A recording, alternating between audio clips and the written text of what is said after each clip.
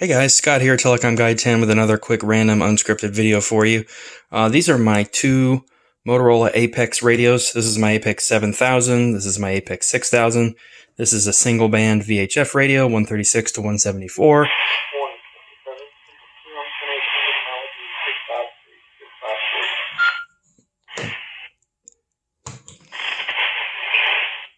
And then this is my APX 7000. It's a dual band.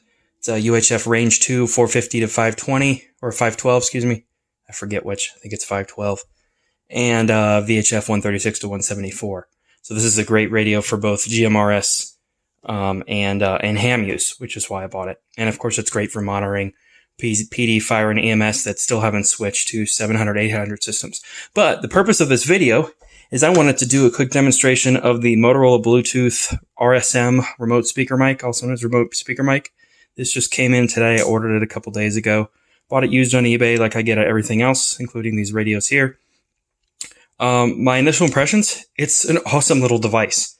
You can tell Motorola spent a lot of time interviewing public safety and firemen and people that work with the public in difficult situations all the time, just with the design itself. Like, I love that they kept the nice detents in the little hang-up clip here, or in the like the lapel clip. This also doesn't weigh very much. I mean, you can definitely tell something's there, but if you clip this on to like a polo shirt where you button it in the middle, and then kind of, like if you turn it this way here, pardon me, I'm doing this one-handed.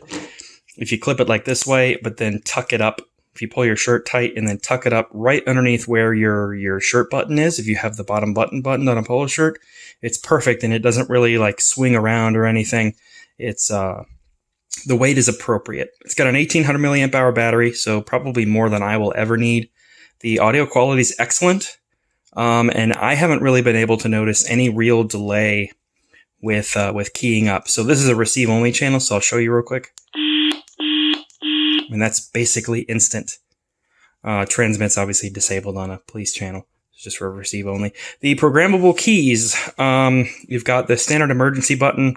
It just follows whatever your button programming is in CPS. So if this is your man down emergency button on your physical radio, that's what it will be on the mic. So in this case, I just have it programmed to turn the radio's light up and down. You also have this little task light button down here. So this is designed for like police to look at like driver's license or things like that at a traffic stop.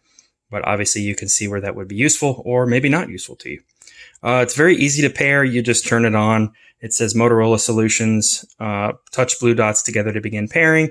And then you literally just touch the blue dot physically. It's like NFC. So you treat it like, you know, you're going to tap to pay with your card, your credit card. You just tap it up there and leave it up there for a second. It can be glitchy sometimes, where I'll have to physically power the radio off and the RSM and bring the radio back up, turn Bluetooth on, and then pair it again. But I've never had it not pair. I have had it try to pair once and not successfully pair. I usually just try it again, and it usually works the second or third time. Thankfully, that doesn't happen super frequently, and you really only need to pair it once. But you do have to pair it every single time you turn this off and on.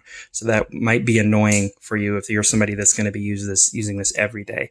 That being said, you know, while I'm sitting down or if I'm driving, I can put my radio in the cup holder or somewhere safe so it's not rolling around the cab if I'm on a mountain road or something. Then I can clip this to my seatbelt, and I pretty much have just about hands-free use. In addition, it has a 3.5 millimeter, yes, 3.5 standard headphone jack size, not 2.5 millimeter jack on the side. And they were even smart enough to give you this little cubby to tuck the cover away, so if you snag it on something, it's not going to rip it off of the device. So I actually have an acoustic tube listen-only earpiece that should be delivered tomorrow. So I'll have to try that out and check back. But my initial impressions have been awesome. So with all the talking and blah, blah, blah out of the way, I actually figured out you guys might want to see a demonstration of what this sounds like on digital, because you did just get a preview of what it sounds like on analog at the beginning of the video there when I paused to let that dispatch traffic go across. So I'm going to pause this video real quick. I'm going to go in the other room with my APX 6000, and I'll give you guys just a quick digital demonstration of the RSM. It also has, so that's max volume. It's plenty loud. I mean, it's plenty loud. There we go. There's some fire tones.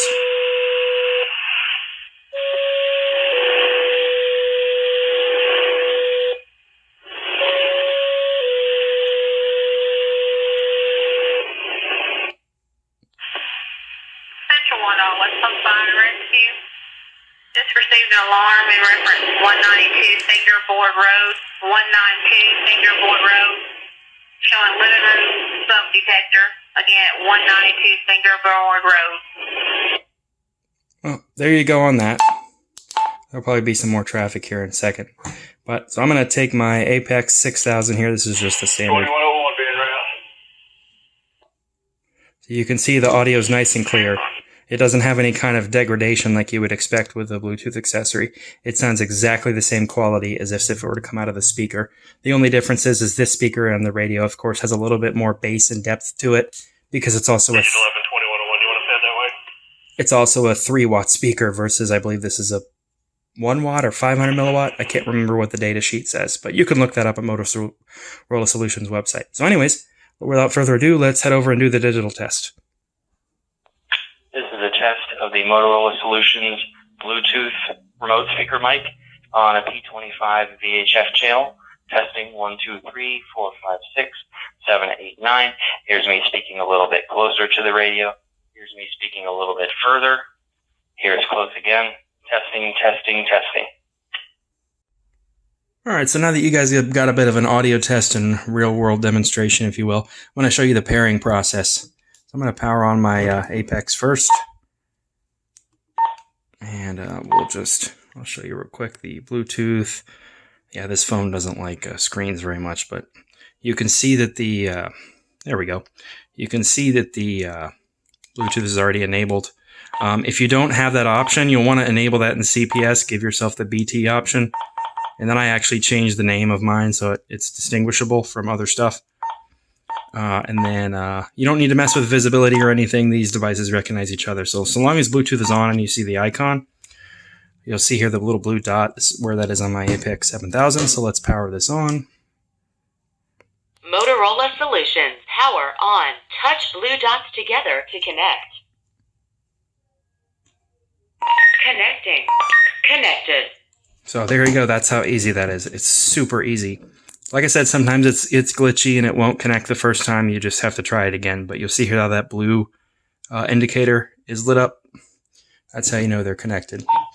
Just so you know, this does route any audio that this radio produces is going to come out of here. It is not going to come out of the radio. So if you're looking for like both at the same time, this is not going to be the accessory for you. You'll need to look for something else. But other than that, I'm really happy with this thing. I can't wait to use it more, and hope you guys enjoyed the video. Take care. Feel free to comment, ask questions. Thanks a lot.